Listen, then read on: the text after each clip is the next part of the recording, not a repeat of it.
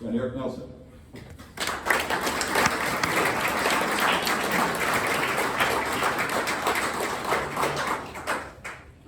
Thank you, John, and thank you for the Alliance and the Society and for William Henry for having me speak tonight. And thank you for coming out to hear this and sharing history with me and with each other, because I think in this time of our country's history, we cannot forget where we came from as a country, as a people. And things such as this and sharing this history of the past, I think is critically important. And we can't forget where we came from. I have been coming up to Lake George, Ticonderoga area for over 50 years. And I just love the area. I spend most of my summer up in Ticonderoga, and I just keep coming up here. So last week, I was driving around the lake over here on the eastern shore of Lake George, and I spotted this little cottage. Now, it was a fixer-upper cottage. It was not in very good shape. So I get this brainstorm. I go, that could be me. I could live on Lake George. So I call up the realtor, and I said, sir, I'd like to buy that little cottage. I know it's all broken down, but I'm willing to take it. And the guy says, oh, great. It just went on the market. I said, great, how much? He said, $14 million. I quickly looked at my welfare check and my wallet as the moth flew out and figured, I can't do this. But the realtor was insistent. He said, this is prime real estate. You got to understand that. And it is desired by many, many people. Well, that phrase stuck in my brain. Prime real estate, desired by many. If we take a step back in the 17th and 18th century, we would also see that this area was considered prime real estate. The Hudson River, Lake George, Lake Champlain corridor was of great value as a conduit for communication, travel, trade, and a pathway for war. Indeed, prime real estate. Over 100 years ago, the Dutch, English, French, and Amerindians struggled to control this superhighway connecting New York to Montreal. Indeed, desired by many. It should not be surprising that the empires of France and England would contest ownership of this valuable piece of real estate, with the English claiming all the way north to the south shore of the St. Lawrence River, and the French claiming south all the way to Albany and the Mohawk River. So it is with little wonder that this area was a powder keg just waiting to explode. On the morning of September 8, 1755, provincial soldiers marched out from their camp at the head of Lake George on what was to be called the Bloody Morning Scout. As they moved south, they would soon run into a French and Amerindian ambush that would start the Battle of Lake George. This would be the first of 3 battles that day that would end with the first major victory by British American colonials in what would be called the French and Indian War. On October 18, 1748, the Treaty of Aix-la-Chapelle was signed, ending King George's War, or as it was called in Europe, the War of Austrian Succession, 1744 to 1748. As many years of war drained the empires of Europe, they were exhausted from the loss of life, financial crises, and huge debts that they had run up. They just wanted the war to end. They settled the major issues and set up a committee to settle the remaining points of contention. In North America, these were who owned the lands in Acadia, which is Nova Scotia, the Hudson, Lake George, Lake Champlain corridor, and the Ohio Valley. In May of 1754, a young 22-year-old lieutenant colonel in the Virginia militia leads a force to western Pennsylvania to force the French to leave the Ohio country. On May 30th, Colonel Washington and the Virginia militia will surrender to the French at Fort Necessity. Unlike previous wars, which had started in Europe and spilled over into North America, Washington's actions in North America would start an unwanted world war. On January 23rd of 1755, the colonial governors received a letter from Secretary of State Sir Thomas Robinson outlining plans for the 1755 campaign.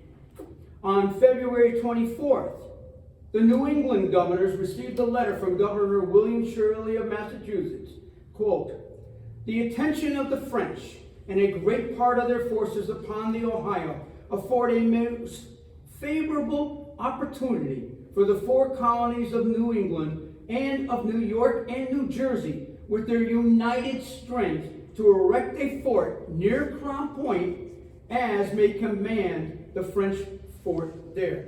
Crown Point was always a thorn in the side of New York and New England. Raiding parties would always start there and come down into this part of the country. In March of 1755, the assemblies of the colonies again received a request from Governor Shirley to join with the Bay Colony, Connecticut, New Hampshire, Rhode Island, New York, and New Jersey, quote, "in an attempt to erect a strong fortress upon the eminence near the French fort at Crown Point, or upon some other part of His Majesty's lands not far from said fort, in order to secure His Majesty's territories from any further encroachments," unquote.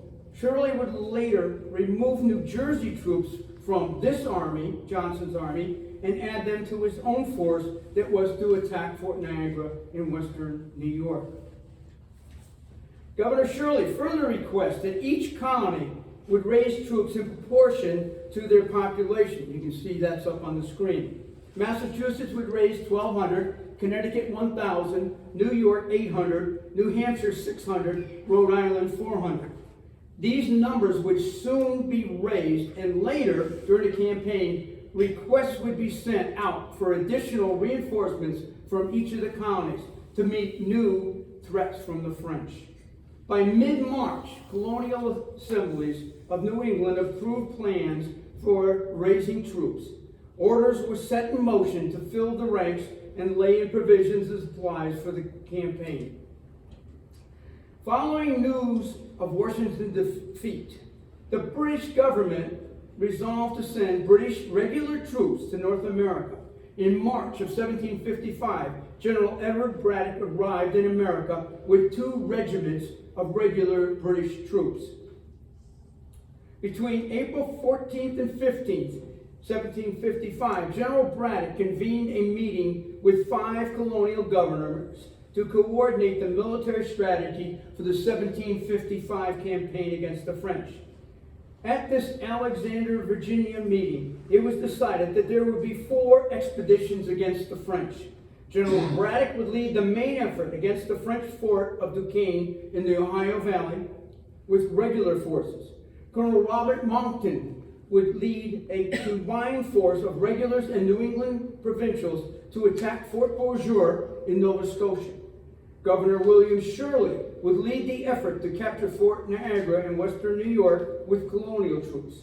William Johnson of New York was named to be a major general and would lead an all-provincial force from New England and New York, plus Johnson's Mohawks, to attack the French fort at Crown Point. The lone exception would be 1 regular British officer, Captain William Eyre, who was to act as the chief engineer for this expedition to Crown Point for Johnson's army. And I personally think that Captain Eyre is the man behind the screen who makes this campaign successful.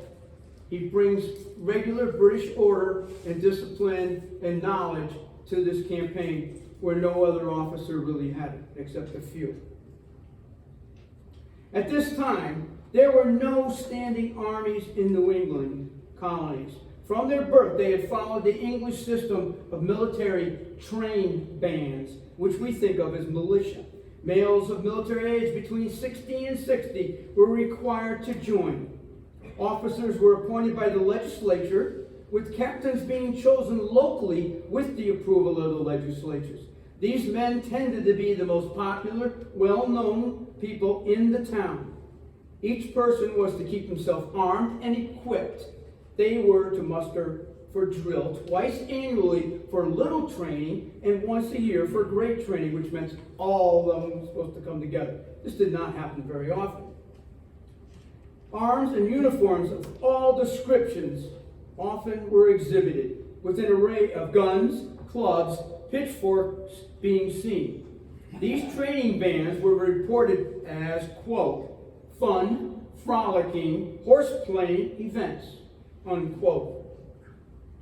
Even though as early as October 1743, the assemblies had recommended that the train bands in the colonies begin to train and exercise their regiments according to Colonel Humphrey Bland's military discipline, which was the British Army manual for military operations in this time frame.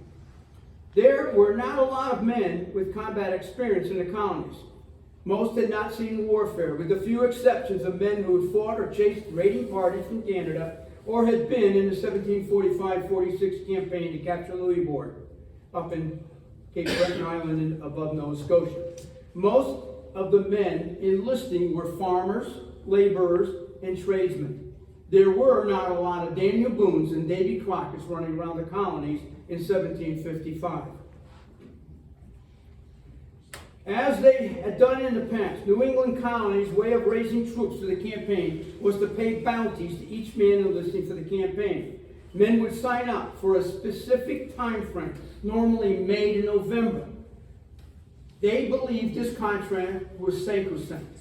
And when the British aristocracy officer corps comes to North America, this is going to be a bone of contention. Because when their contract, their enlistment is up, they want to go home. And that is unheard of in the British military structure.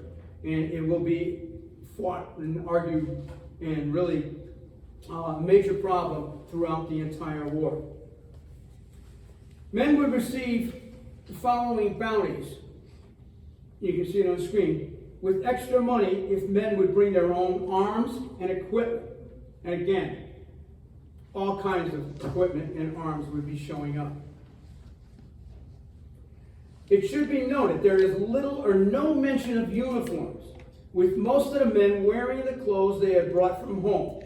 Some men may have had uniforms from the last war, or homemade militia uniforms. Connecticut troops had some red coats, Massachusetts blue, New York drab green.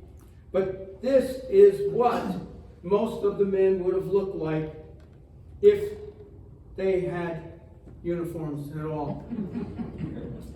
I put this up here because a Dr. Shuckburgh, living in Albany, is said to have written the words to Yankee Doodle after he watched, quote, the tattered Connecticut troops march by. So they came in all arrays of clothing, basically homespun stuff. In April, the New England colonies began enlisting men. Connecticut raised, and I'm going to throw these numbers out, but they're all over the place. And they change from what was requested to what was actually raised, who had actually showed up and marched. Guys would desert or not show up. What was actually in the field when the war battle begins, and what happens later in the year. So the numbers are all over. You'll see history books with all the numbers.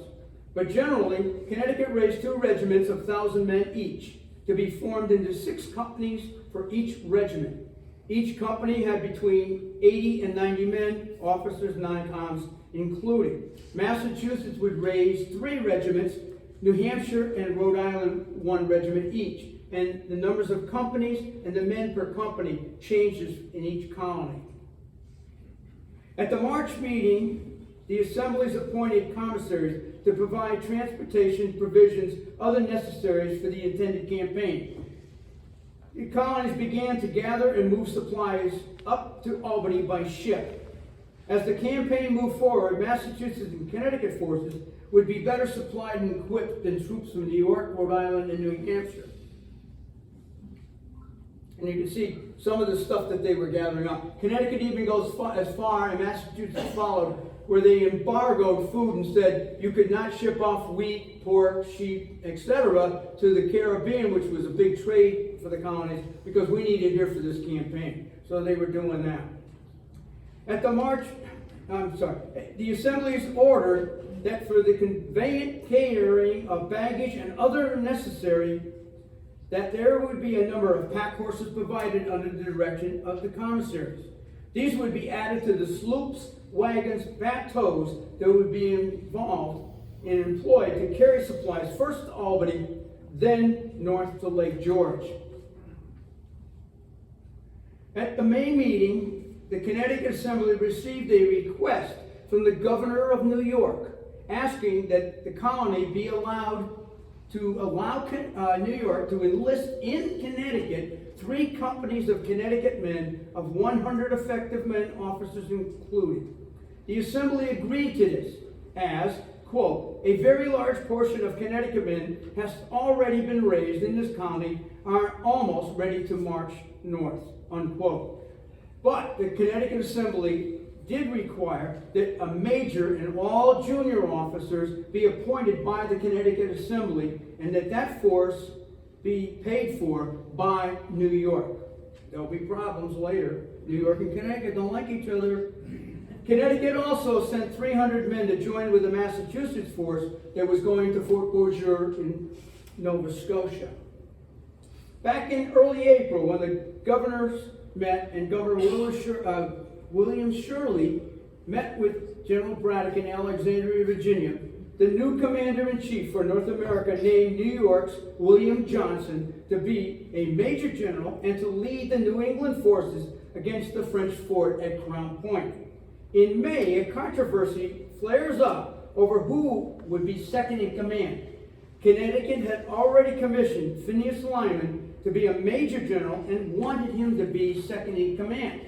Governor Fitch wrote to Governor Shirley that the officers and troops had, quote, a general dissatisfaction and uneasiness and appear adverse to going on the expedition unless under the plan and terms they first engaged, unquote. After many letters back and forth, the other colonies agreed that Johnson would be General Johnson and Lyman would be Major General Lyman and second in command. So the crisis was averted. At the end of May, troops began to gather on their town greens, muster, and receive a send-off as they prepared to march off to war. An example of one such send-off is a sermon that was read on the green in New Haven, Connecticut. Quote, the character and duty of soldiers, a sermon that was delivered by the Reverend Isaac Stiles at the request of Colonel Nathan Whiting to inspire the men of the 2nd Connecticut Regiment raised by that county for the expedition to reduce the French fort at Crown Point. It goes on and reads, quote, gentlemen, we rejoice to see such a number who make so good a figure and such a handsome appearance, who have willingly offered themselves and are enlisted into the service of their king and country. It is hopeful that you will be an accessory to the humbling of the pride of France, the punishing of the stout heart of their anti-Christian, perfidious, truce-breaking monarch, scouring Canada, preventing the Romish faith from taking footing and ground in this Protestant country, whose maximum of their popish religion is that he who killeth us Protestants does God's good service, unquote. I think these words paint a picture of what the sentiment in the colonies of all New England were. Remember that these are Protestant, Puritan colonies. It was to be a fight between Protestants and the evil Catholics and their heathen allies. New England men were ready to march north and drive the French evil from North America. To the north in Canada, Jesuit priests were doing the same thing, motivating French troops and their native warriors as they also marched off to war. At General Johnson's request, as soon as the companies were filled, they were to march to Albany and rendezvous with the army. In early June, troops from New England colonies were on the move. They would march or sail by foot to Albany, New York, to rendezvous with the army. It would take them an average of 8 to 10 days to reach. Didn't matter whether they went by boat or they walked. And if you look at the map, you'll see that Rhode Island goes all by sail. Down at the bottom there. Connecticut goes some by sail if they were near the coast, or they cut diagonally across up to Great Barrier, Massachusetts, then across. Massachusetts will go some by sail and some basically across the Massachusetts Thruway, Route 90. If you look at the top one in green, that's New Hampshire. Now, Benny Wentworth is the governor of New Hampshire. This guy is always finding a way to make a buck. So what he does, he orders the New Hampshire troops to march across from the Merrimack over to the Connecticut River, then shoot north on the Connecticut River up to Fort 4, which is in the plantation number 4 in Charlestown, New Hampshire today.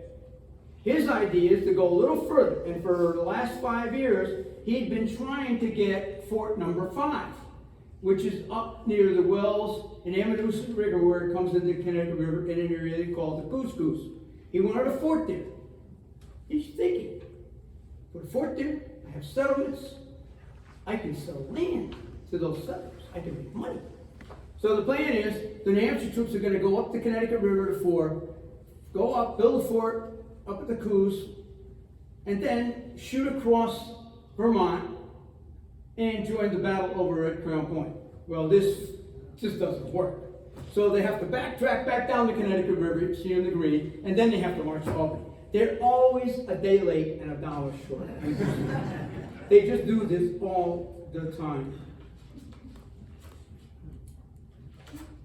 By mid-June, the troops begin arriving at Greenbush, New York, and they encamp on the east bank of the Hudson River opposite the south end of Albany at Fort Crello. And if you haven't been to Fort Crello, it's a wonderful historic site. They interpret it as a Dutch trading, and with Colonel Rensselaer's house, that's the house that's there. Now, if you haven't been there, you should go check it out. It's really worth the trip here. And on June 21st, William Ayres, that's that captain, regular officer, writes to General Johnson, quote, I have applied to Colonel Rensselaer, who owns Fort Crello. He showed me the ground that was used in the last war, which is now under corn. I believe 800 to 1,000 men may be encamped in a field half a mile below his house. I went afterwards up the river to the flats, which is Schuyler's place, up in the flats, where we can easily encamp 2,000 and upward more if the occasion requires, and that it would appear prudent to fix them out there and not in town, where it will be impossible to keep them out of town and from making beasts of themselves, unquote. General Johnson writes back the next day and says, you will recommend to the officers to keep their men sober and employ them in such useful military discipline as may keep them active. For you know well there is no greater enemy to military welfare than intemperance and idleness, unquote. My first sergeant told me that when I was in the Marine Corps. I don't know what he was talking about. On Wednesday, July 2nd, General Lyman and his fellow officers went to visit General Johnson at his home in Fort Johnson over on the Mohawk River, which was about 40 miles from their camp. Lieutenant Colonel Whiting, in a letter to his wife, writes the following, quote, found General Johnson surrounded by 1,100 Indians of all sexes and sizes who, by their odd shapes and painting, look more like so many devils than human creatures. But they have declared for war and seem glad to see us, as they term us their brothers from Connecticut, unquote. On the 17th of July, General Johnson issues orders to Major General Lyman. And you can see these are the orders that he sends to. On the 19th, the 1st Division under General Lyman begins to move north. The 1st contingent has 1,400 troops in it, all from Connecticut and Massachusetts. They begin to cut a road up the Hudson River to the Great Carrying Place, today's Fort Edward. The condition of the road was always poor and would be a major issue throughout the entire war, with work parties of troops constantly repairing it, men toiling on the road every day, while others had to load and unload wagons and bateaux.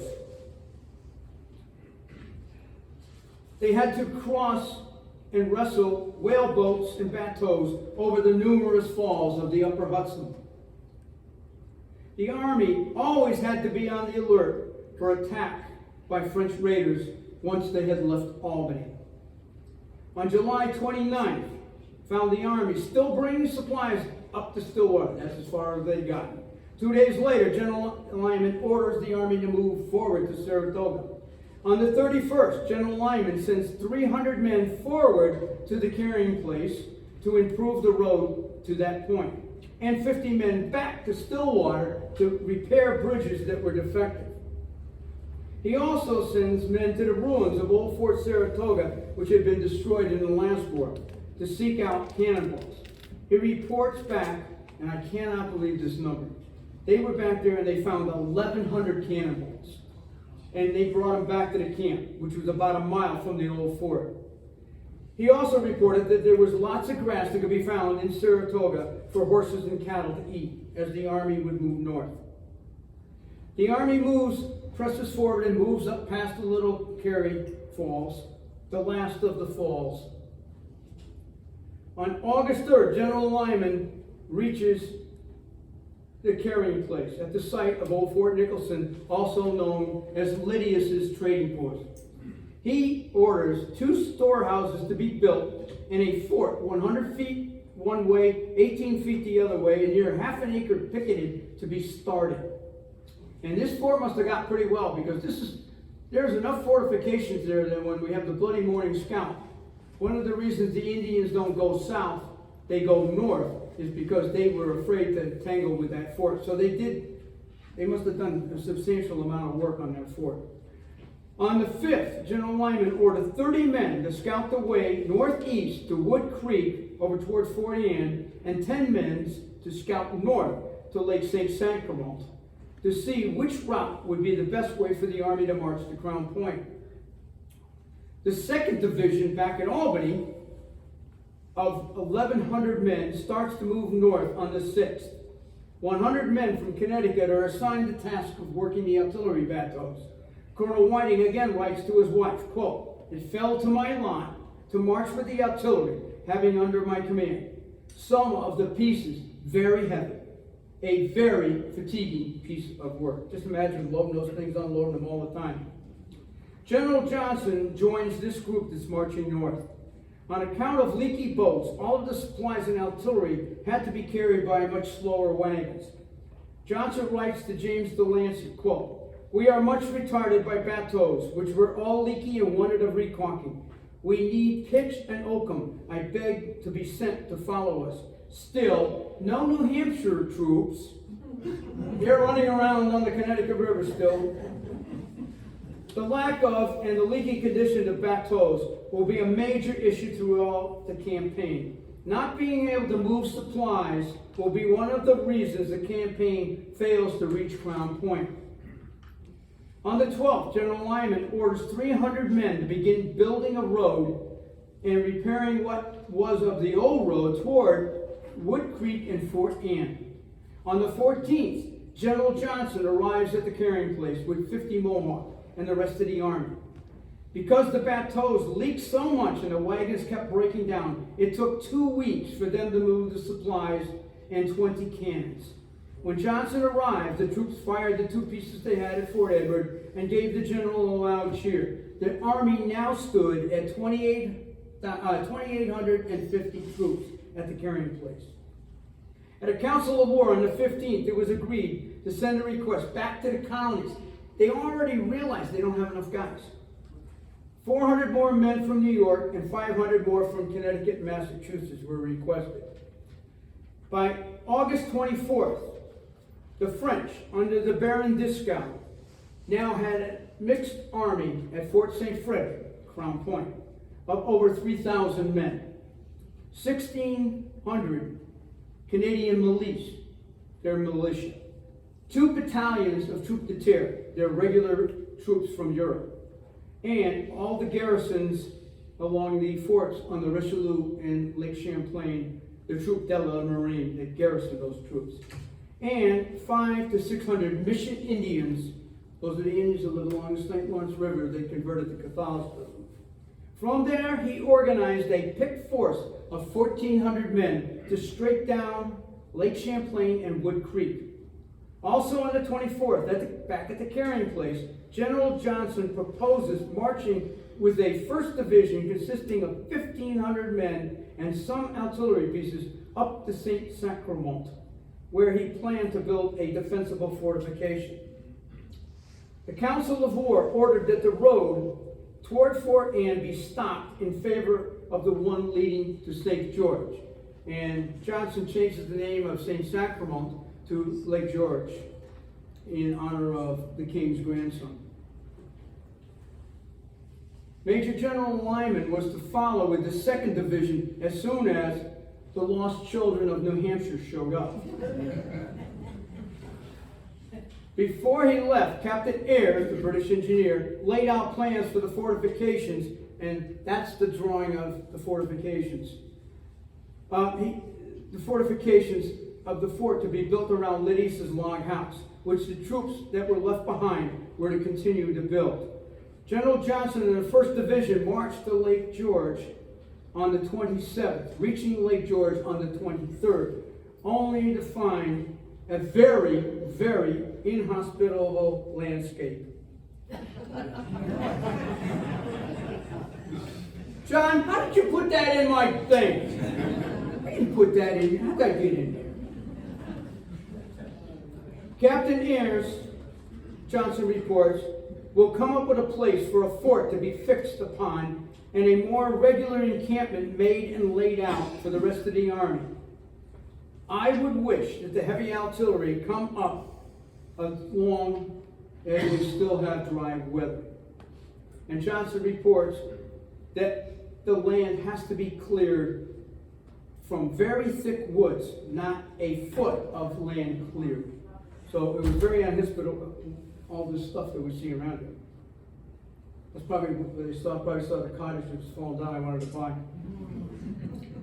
Back in Connecticut, Governor Fitch writes to General Johnson on the 29th of August that the Assembly had approved and resolved to raise another 1,500 men. That's over and above the 500 that were just requested. So now there's 2,000 more reinforcements coming from Connecticut, which were already raised and ready to march to Albany. At the same time, all the other New England colonies also voted to send reinforcements to Lake George. So help's on the way. It's just going to be late.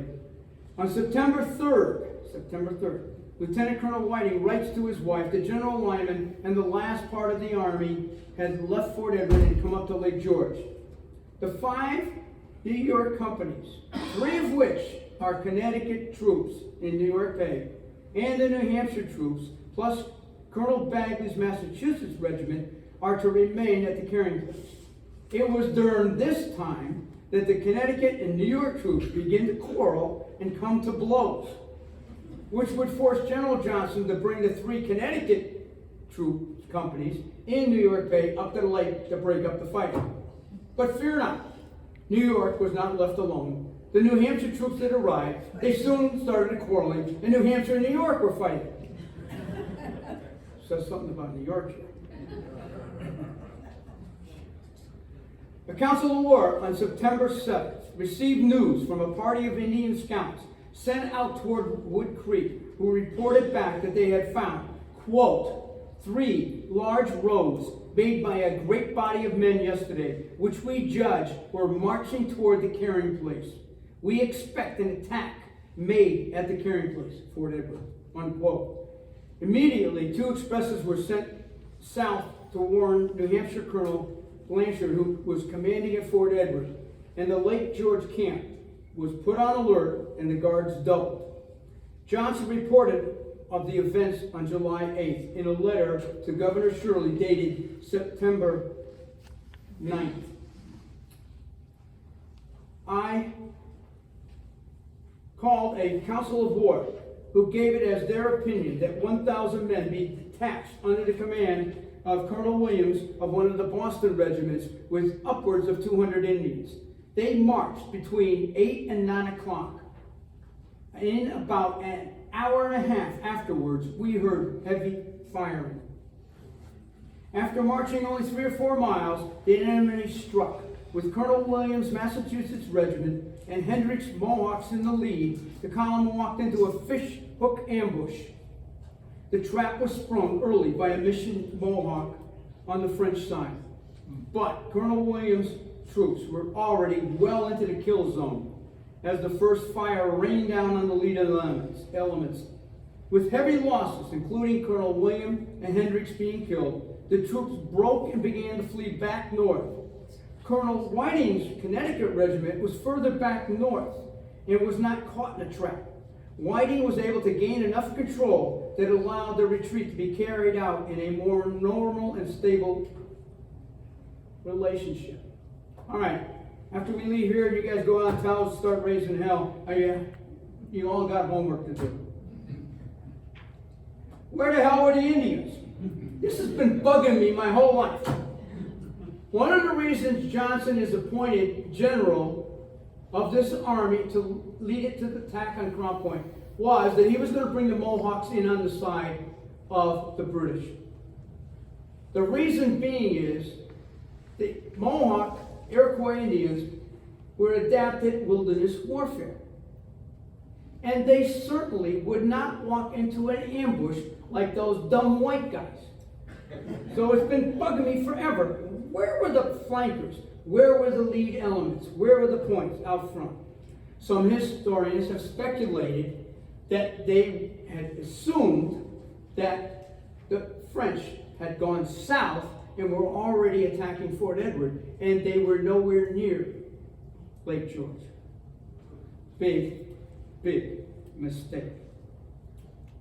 After hearing the heavy firing and all the marks of a warm engagement, Johnson continues writing, "We beat to arms and got our men in all readiness.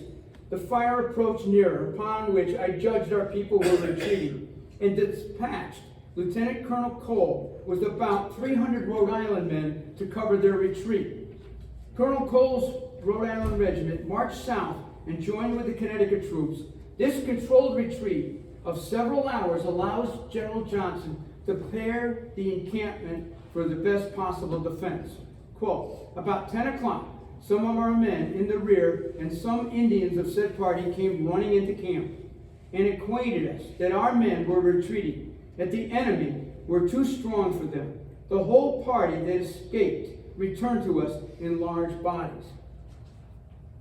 Johnson continues, "As we had thrown up a breastwork of trees round our encampment and planted field pieces to defend the same, we immediately hauled up some heavy cannon there to strengthen our front, took possession of some eminence on our left flank, and got one field piece in a very advantageous situation.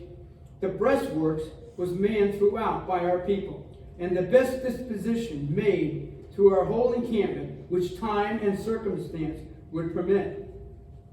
Johnson continues, "About half an hour after 11, the enemy appeared in sight, marched along the road in very regular order directly upon our center. They made a small halt about 150 yards from our breastworks, with the regular troops, whom we judged to be such by their bright and fixed bayonets, made the grand and center attack. The Canadians and Indians squatted and dispersed on our flanks.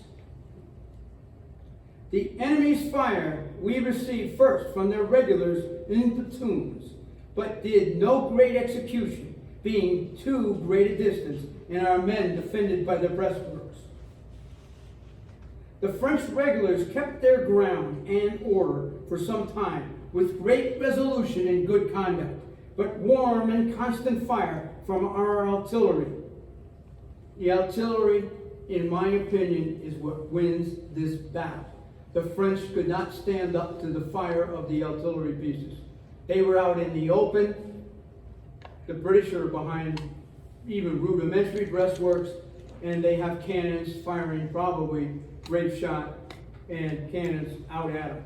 They just couldn't hold the ground.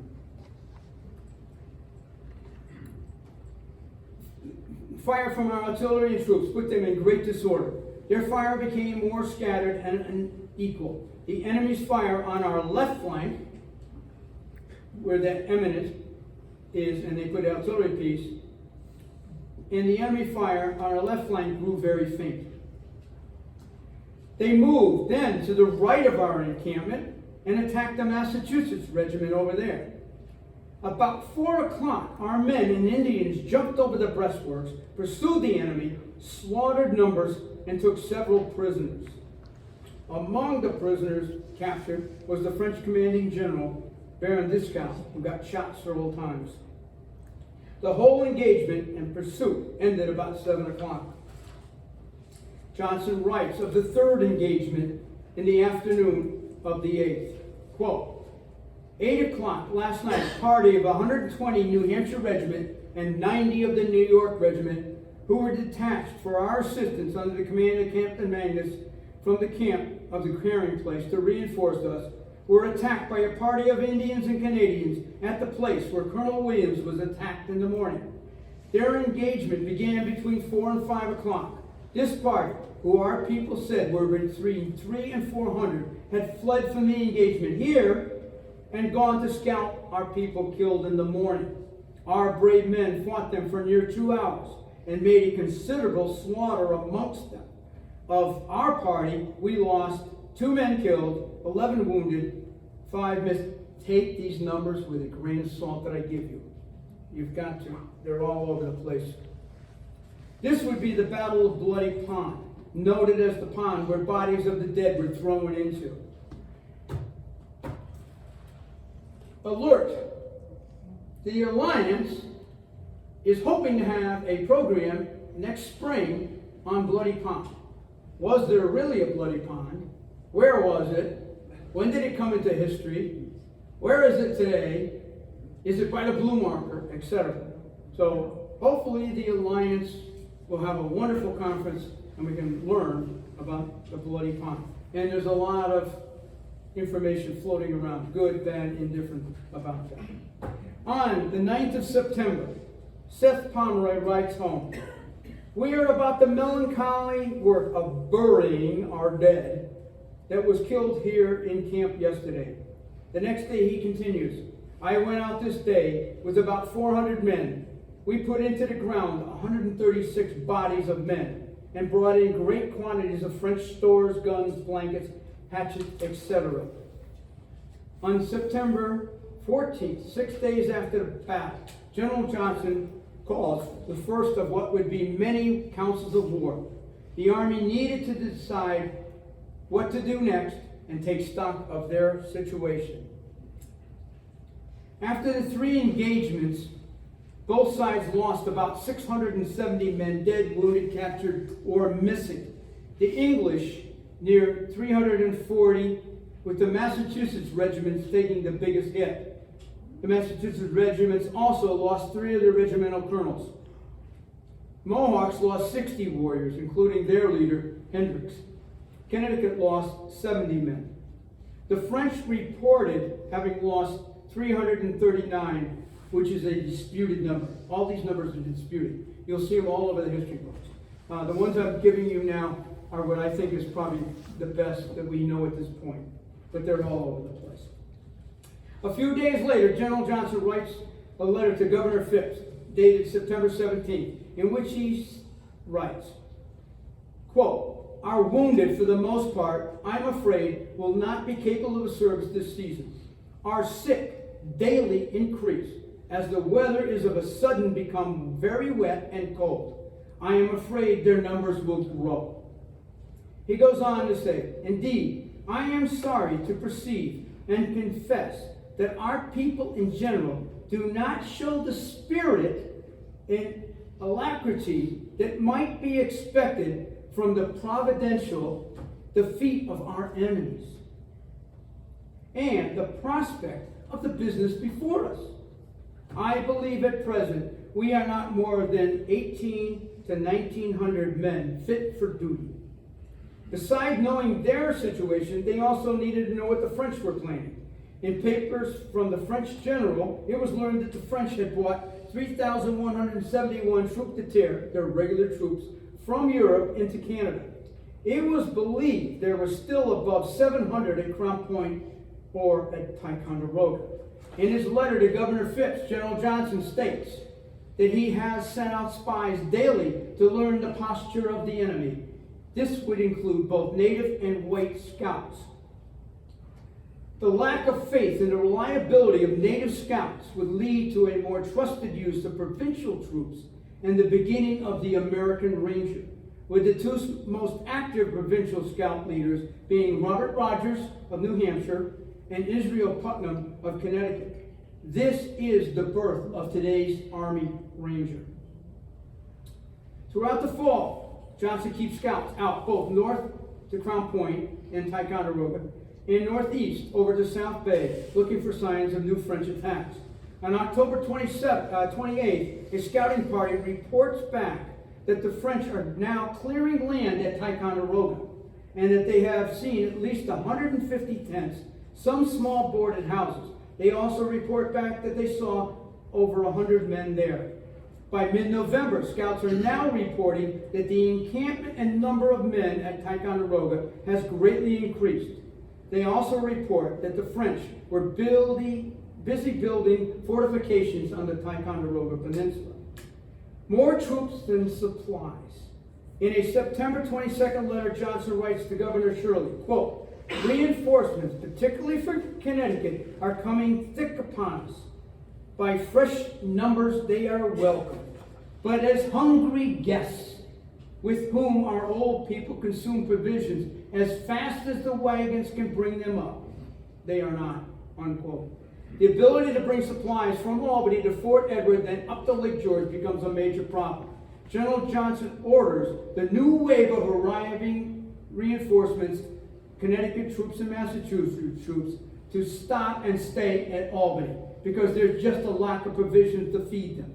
In a letter, he notes that the regiments are forced to borrow bread from one another. He also applies to Governor of New York Hardee for more cannon, musket balls, flints, besides provisions, and warm clothing that is much needed. The campaign stalls.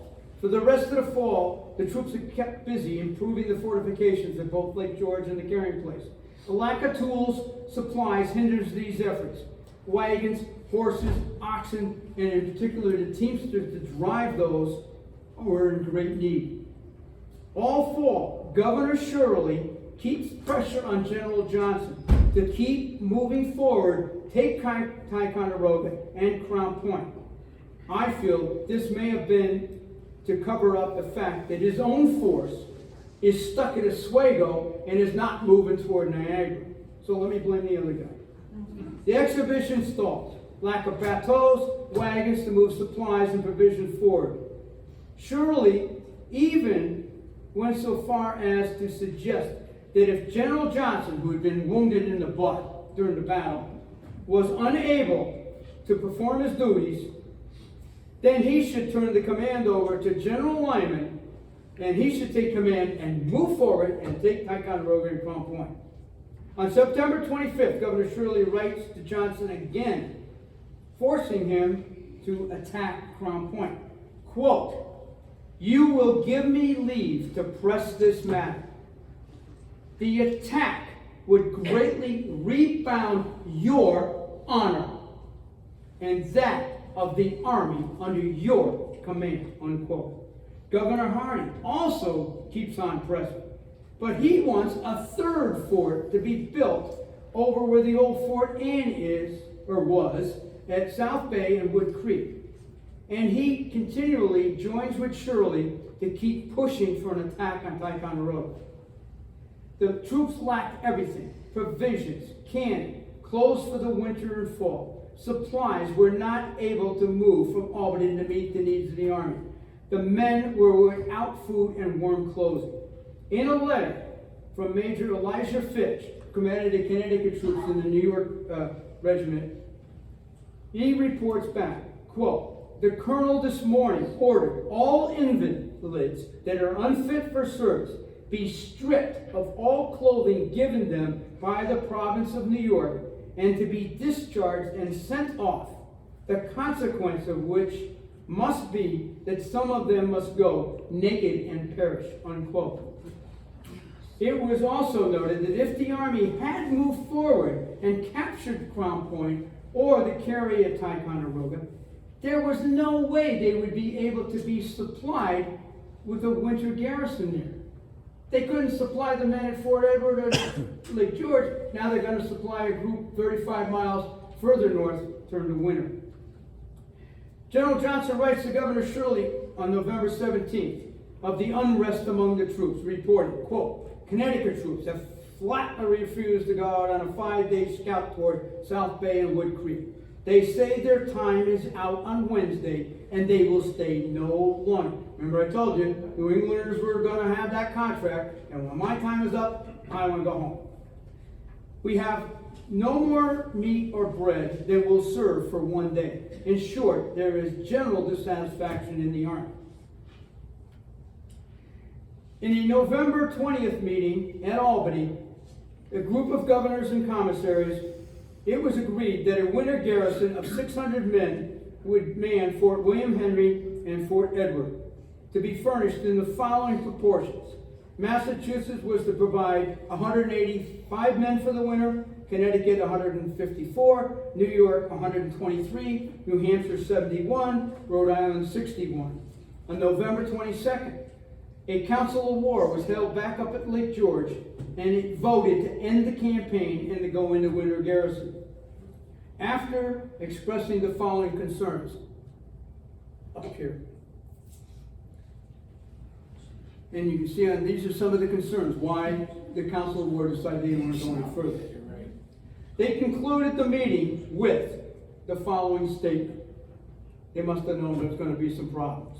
Quote, "We are conscious that this army, to the utmost of their abilities, fulfilled their duty to their country, exerted themselves as far as circumstance would permit, and this council of war are so little adverse to a strict and impartial inquiry into the truth of these assertions that they cheerfully rest their honor upon the cause and upon it. They must have known there would be those who would say the army had failed. Governor Shirley and Hardie would send very disparaging reports back to London about the failed attempt on Crown Point. The winter garrison duty was to have one regiment under the command of Colonel Bagley of Massachusetts, who would garrison Fort William Henry. A second in command would be Lieutenant Colonel Nathan Whiting of Connecticut, who would be stationed at Fort Edward. On November 26th, the Connecticut troops began the march for home. The next day, General Johnson followed with 1,500 men marched off from Lake George. On November 28th, Lieutenant Colonel Whiting is issued orders to take command at Fort Edward by General Johnson. The previous day, he had issued a similar order to Colonel Bagley up at Fort William Henry. He also issues standing orders for the winter garrison and is told that Captain Ayres, the British engineer, will send plans for the defense of the fort soon from Albany. And similar orders and plans were sent up at the Bagley up at William Henry. The next day, Colonel Whiting reports that he has 272 men in garrison at Fort Edward. He also reports that he has gotten 36 of the Connecticut troops in New York Bay to stick on a little bit longer to help his garrison. As fall faded into winter, Colonel Bagley at William Henry and Lieutenant Colonel Whiting at Fort Edward report the lack of supplies. They could never get enough tools or building materials to fit the fort for winter use. Men were always in need of food, bedding, warm winter clothing for the winter garrison. On December 2nd, General Johnson writes to all the governors reporting on all that had been done to this point. He closes with the following statement: "Thus, gentlemen, the campaign is closed." One of the most interesting things that I think that follows the end of the campaign is the Blodgett map. Samuel Blodgett produced this map, a perspective view of the battle fought near Lake George. It was printed in Boston in November 2nd, which actually blows my mind. The map is entirely detailed. If you haven't seen the Blodgett map, you got to look at it. It is a very precise, accurate map. And he is at the battle, and then by November 10th, he has drawn this up, printed it, and is now selling it. It is also sold with a pamphlet called The Prospective Battle Plan of Lake George on the 8th day of September 1755, which held explanatory notes containing a full, though short, history of that important affair from the beginning to the end of it. Blodgett had been a civilian who provided provisions to the Massachusetts troops during the campaign and was at the event. The aftermath. Following the battle and years later, controversy would arise. There would be much aggrandizing as well as finger-pointing. General Johnson would be writing how great his role was, never mentioning General Lyman or Whiting. Lyman would likewise self-promote in Connecticut newspapers. We would also see Massachusetts Governor Shirley and New York Governor Hardy doing everything they could to place the blame on Johnson for the failure to capture Crown Point. But the soon-to-be Sir William Johnson's army had pushed the English boundary 60 miles north of Albany, and at the same time building 2 new forts to defend that boundary and act as a launch point for next year. At the end of the campaign, this all-provincial army had shown that it could fight and win against regular French troops. It also had shown that New England colonies could raise support an army in the field, which was an unknown at the start of the year. Now, I hope that you will join us on Saturday as we relive the Battle of Lake George on Saturday and Sunday. The camps will open up at 9:30 in the morning. There will be talks and tours, and if you haven't seen Mark's tour of the battlefield based on the Blodgett map, you're going to have a treat. Go. And he's doing that twice on Saturday. So there will be tours and talks starting at 10. The battles will be at 1. Saturday's battle will be the Bloody Morning Scalp, and Sunday's battle will be the main attack on the camp. And you'll get to see reenactors, living history. These pictures are all from previous reenactors here.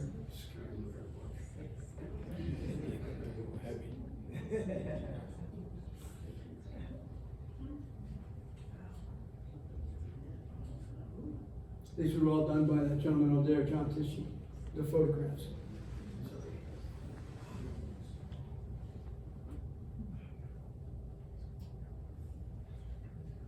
It's all there for you Saturday and Sunday. Come on out and join us. Thank you very much.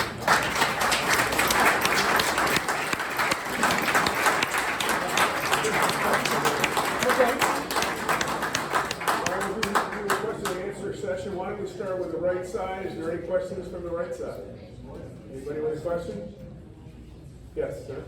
How navigable was Wood Creek? Did they move material down it? They followed it in most of the cases because it wasn't canoeable for the most part.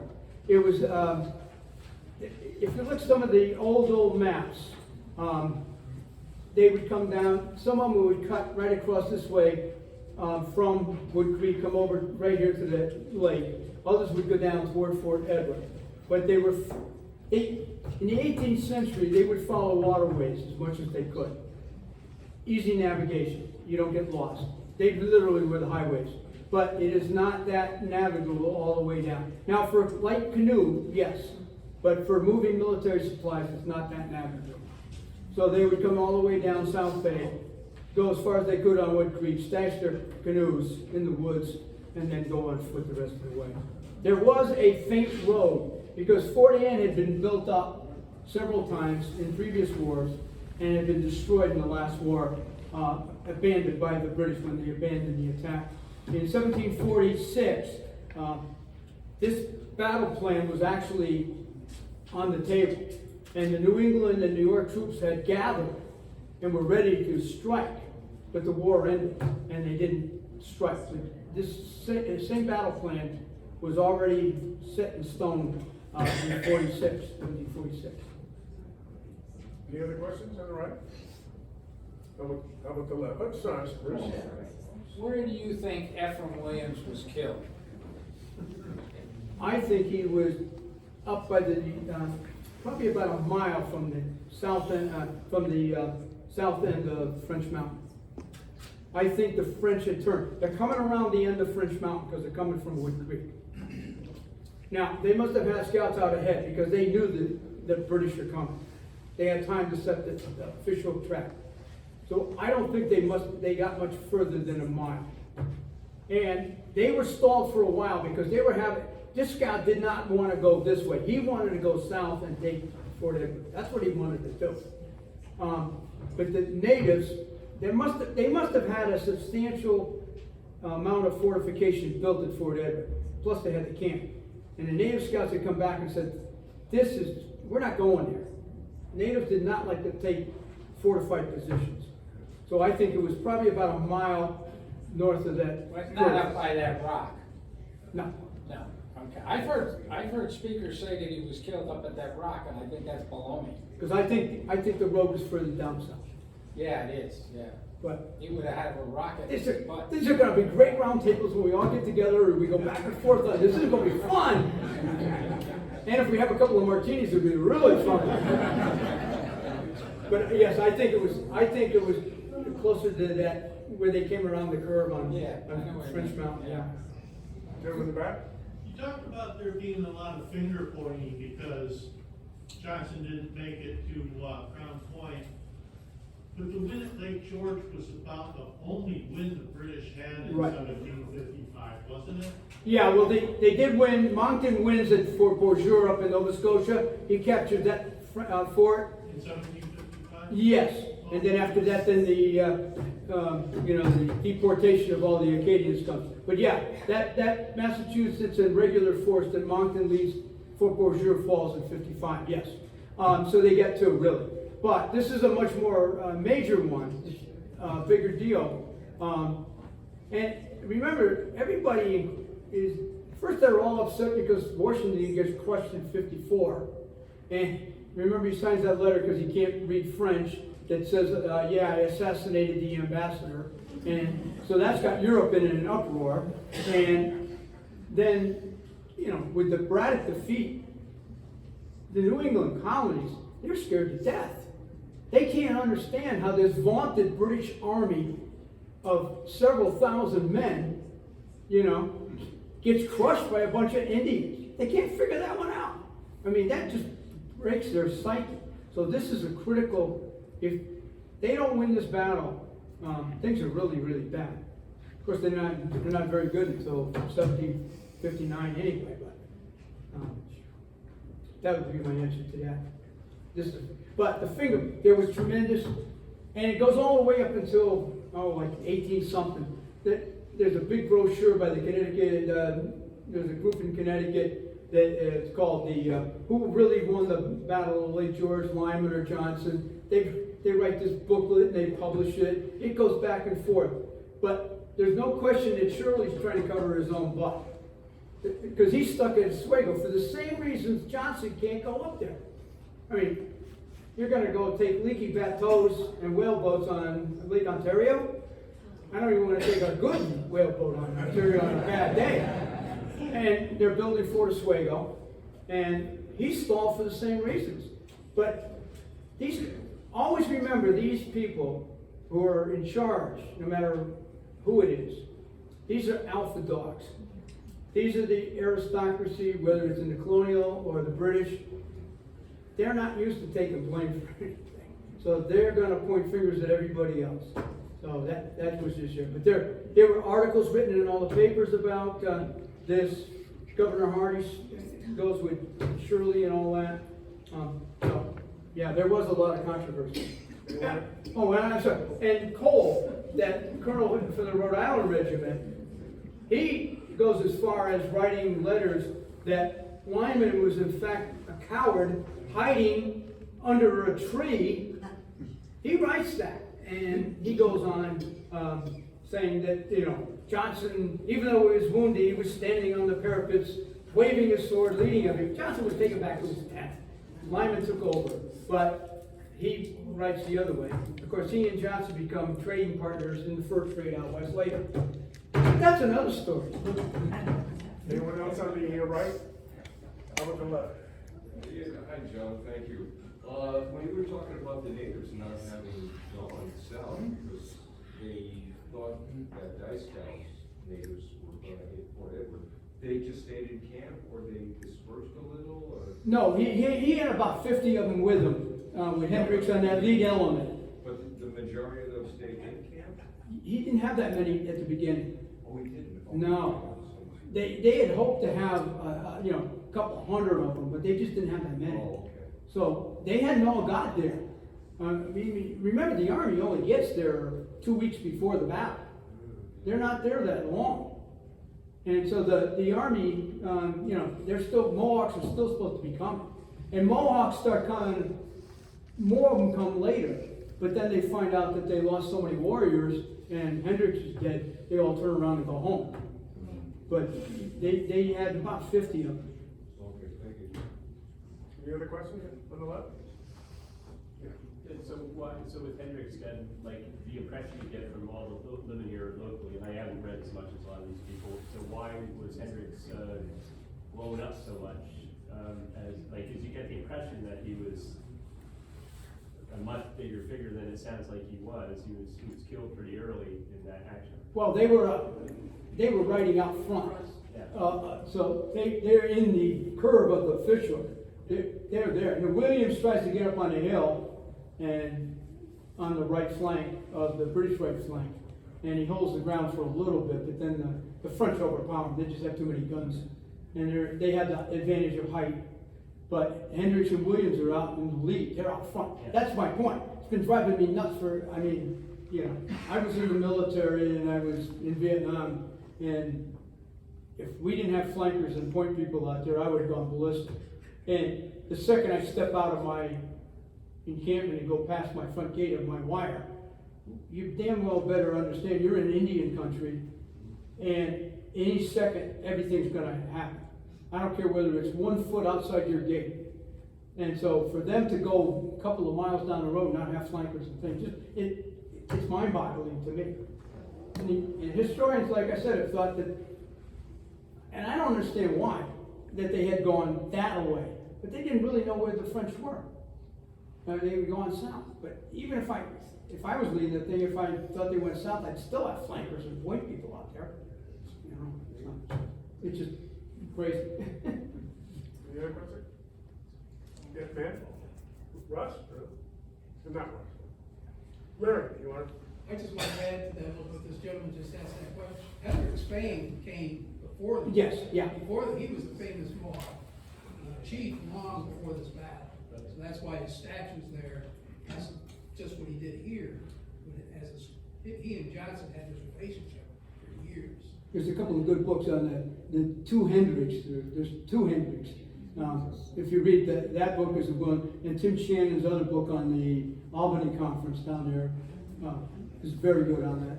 Hendricks also. But yes, Larry's absolutely right. His fame, well, he was a big chief for the Mohawks. And the key was, the British were trying to get the whole Iroquois nation into this, but the Iroquois had been stung before. Their castles had been burned by the French way back. That's why they signed the treaty in 1701 up in Montreal. And they were getting squashed. But then in 46, the British were going to go take Crown Point that I mentioned to you before. They got this army together with the Iroquois were going to go with them. And then all of a sudden the white guys said, yeah, war's over. We're not doing that anymore. And the Iroquois go, what? We got all fired up for this battle and now you guys aren't going. And so there was that problem. Any other questions? Okay, thank you very much for coming. There's some brochures.